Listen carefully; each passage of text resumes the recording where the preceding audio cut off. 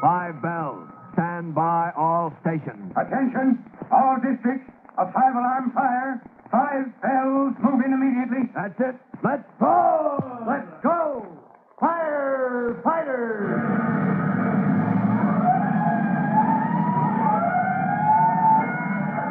Presenting Firefighters, the true-to-life story of our unsung heroes who stand ready to ride by day or night against our most murderous enemy, the demon of fire. In just a minute, we'll join rookie fireman Tim Collins and his friend Private Mushnosky of the Department Rescue Company on the dock where they have just saved the life of a man believed at first to have been drowned. An hour's work with the inhalator would usually be just routine to these boys. But in this case, reviving the small-time gangster who had been fished out of the water was a personal matter. For he is the only person who can prove that Mushnosky is not involved with a gang of counterfeiters. Why it didn't work out quite this way, you'll see in a minute after this message.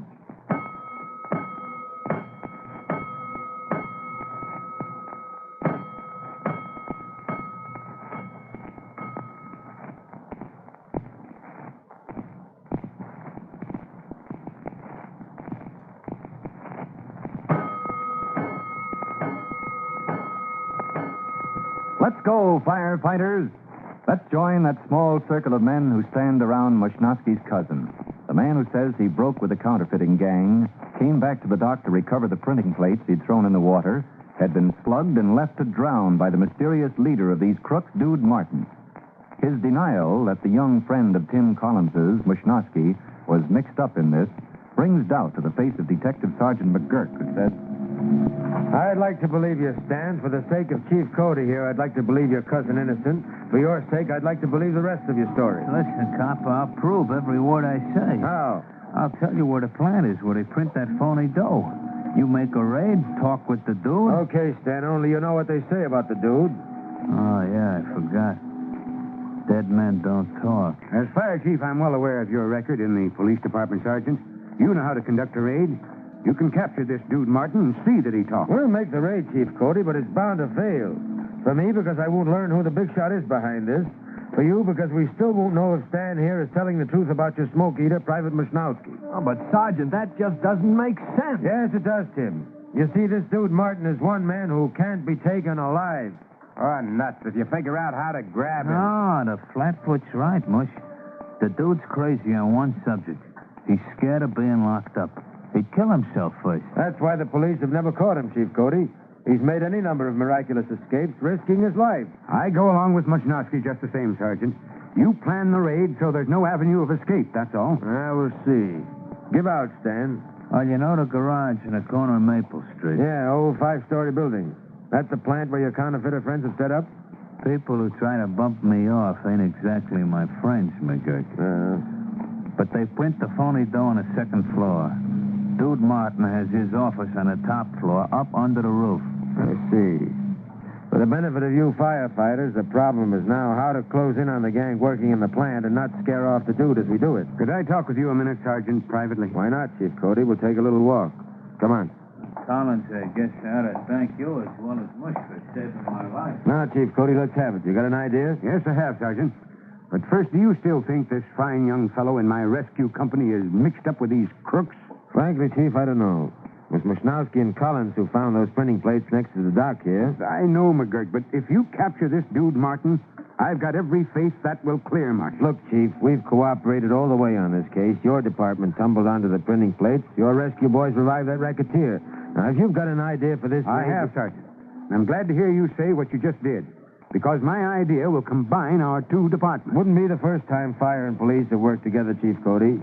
Let's have it. Well, it might cover up your raid on the plant itself. That is, distract this dude Martin's attention so that he wouldn't be scared away before you could grab him. Now, my plan would have to go like clockwork, and both departments would have to work as a team. As Chief Cody explains his plan, Sergeant McGurk looks more and more pleased. A few minutes later, the two officials separate to return to their respective headquarters. But exactly 1 hour later, Chief Cody and rookie fireman Tim Collins have parked the chief's car a block away and are moving up on the garage where the counterfeiting plant is hidden, always staying in the shadow of protecting walls. Chief Cody, the street's deserted. I don't see a soul. That's the way we want it, Tim. But don't worry. Sergeant McGurk's men are planted all around this building by now. Well, they sure work quietly. You know, Chief, I didn't see any lights on the second floor when we parked the car. Well, of course not, son. It's blacked out. Those counterfeiters wouldn't want any signs of activity. We're sure they're there. If Mush's cousin told the police the truth, Tim, that gang is working in there this minute. But you did notice that light from the window on the top floor, didn't you? Oh, yes, sir. That's Dude Martin's office, huh? Right. Now, the trick is to burst in on the second floor without scaring their leader off. Well, let's hope your plan works, Chief. That dude must be a weird character, if you ask me. I've got an idea we're going to meet him pretty soon, Tim. That is, if nothing goes wrong. Oh, it won't. Listen to that. Yeah. Well, look, there's the engine company right on the button. Sure sounds like the real thing. Makes me want to join them. Look at them get those lines out. Yes, That's sir. speed, son. When they get that pumper going full blast and the ladders start going up, there'll be racket enough for us to move in. Hold it, Chief. Hold it. Someone's coming. Who's there? Me, Chief Cody.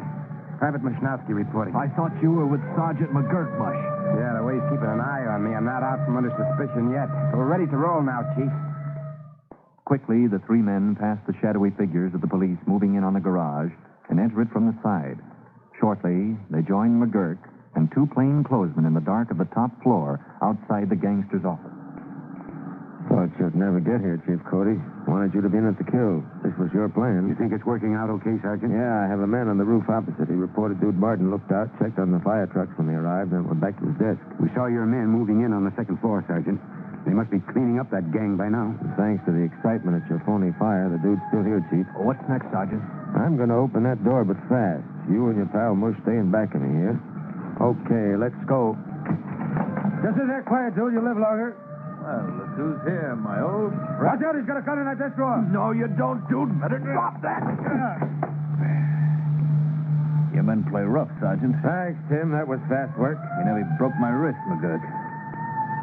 What is this? You calling in the fire department to do your work for you? This is a bit of teamwork, dude. If Chief Cody here hadn't arranged a phony fire down there while we raided your plant. Wait a minute. Yeah, by now they rounded up. And this time, dude, we've got you, too. Looks that way, doesn't it? And congratulations on your part in this, Chief Cody. All I want is an answer to a question, dude. Is this man a member of your gang? No, Chief, he's hardly the type I use. You hear that, Sergeant? As far as I'm concerned, Mushnowski, your record is clear. Thanks, Chief. Mushnowski. That name is familiar. It ought to be. His cousin Stanislaus was a runner of yours. You tried to kill him tonight, but the rescue company revived him, dude. He didn't drown. Well, I seem to be having remarkably bad luck tonight. Now, all I want is the name of the big shot behind this. I doubt if he'd have given me this job, Sergeant McGurk, if he thought I'd squeal. It's pretty well known, dude, that you do most anything to escape being locked up. A strange quirk, isn't it, gentlemen? The one thing in the world I'm afraid of. Yes, I admit it.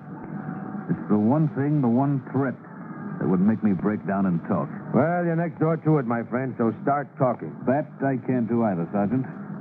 So it looks like there's only one way out. The window. Look out! He's gonna jump! Hey! Blew himself right through the window. Brother. Oh. Gee. Too bad we couldn't stop him. What a way to die. 5 stories down to the ground. I told you he couldn't be taken alive. Confound that window. We'll never get the name of the big shot now. I told you I'd fail, Chief. Fail? Why don't you go downstairs and talk with him, Sergeant? Are you crazy, Chief? He's dead. Not if the hook and ladder boys were under that window with a life net, the way I told them to be. You mean you... Those were my orders, McGurk. You said this racketeer wouldn't let himself be taken alive. Well, I figured the only escape from a 5th-floor office would be through a window. Well, I'll be... Fire department, my hat's off to you. That's what I call covering all exits. See you later. I still got that date with Dude Martin. Oh, so that's why you were counting on the hook and ladder company. I'm in the clear. I only hope they won't be too tough on my cousin. And he gave the police the information they needed. That ought to help. What are you two so excited about? Well, for Pete's sake, the way this just ended, Chief. How'd you think of having them stand by with a life net under that window? Think? When you're in the department as long as I've been, a thing like that comes like second nature. Now, you two go along home now. Oh, we're off duty now? Pick up your schedule with the rescue company tomorrow. Get yourself a good 8-hour sleep, Tim, and wrap yourself around a stack of Mother Collins's buckwheat cakes when you get up, huh? How's that sound? Oh, swell. Best orders I ever heard, Chief Cody. So long.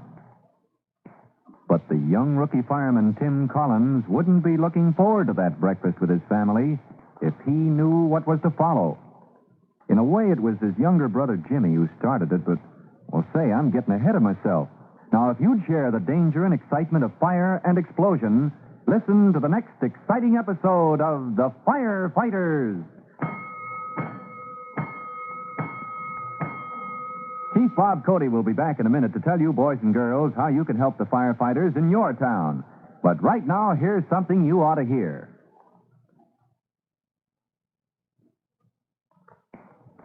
Now, Chief Bob Cody with a special notice for the Firefighters Brigade.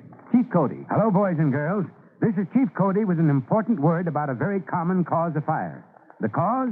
Overloading electrical lines in your home. In plain talk, that means trying to run too many lights or electric gadgets off the same light socket.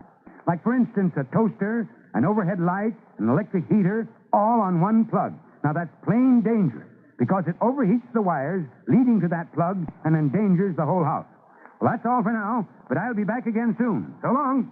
Fire Chief Cody and the young rookie fireman, Tim Collins, will be back on the same station the next time you hear... That's it. Let's roar! Let's go! Firefighters!